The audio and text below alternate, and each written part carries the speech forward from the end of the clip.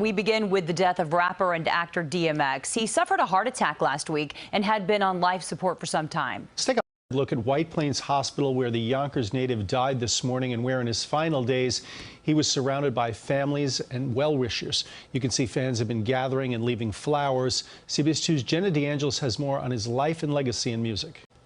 With his distinctive voice and signature rasp, Earl Simmons, best known as DMX, made his mark as one of rap and hip-hop's most recognizable names.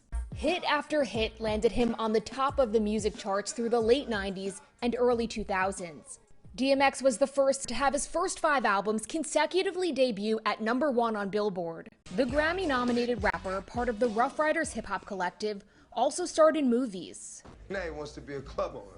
The native New Yorker, born in Mount Vernon in 1970, was raised in Yonkers. In his 2002 autobiography, he described a troubled upbringing, physically abused and in and out of group homes. Throughout his life, he faced legal battles and struggled with drug addiction, which he was vocal about in his music and interviews. Do you have a drug problem now? I will always have a drug problem. Tell me about that.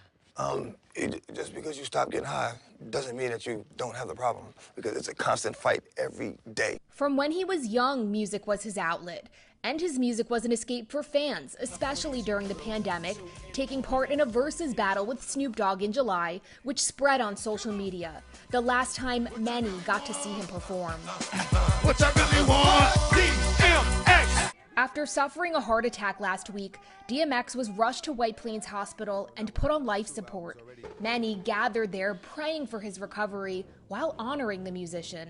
I need everybody to put up your X. This is a legendary figure within our culture. He passed away Friday with his family by his side, calling him a warrior who fought to the very end, saying, quote, "Earl's music inspired countless fans across the world, and his iconic legacy will live on forever."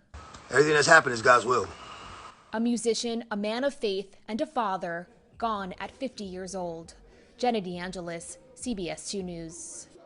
And there's more reaction to DMX's passing right now. Bronx native and musician Swizz Beatz, who collaborated with DMX as part of Rough Riders, posted on Instagram calling DMX the grand champion.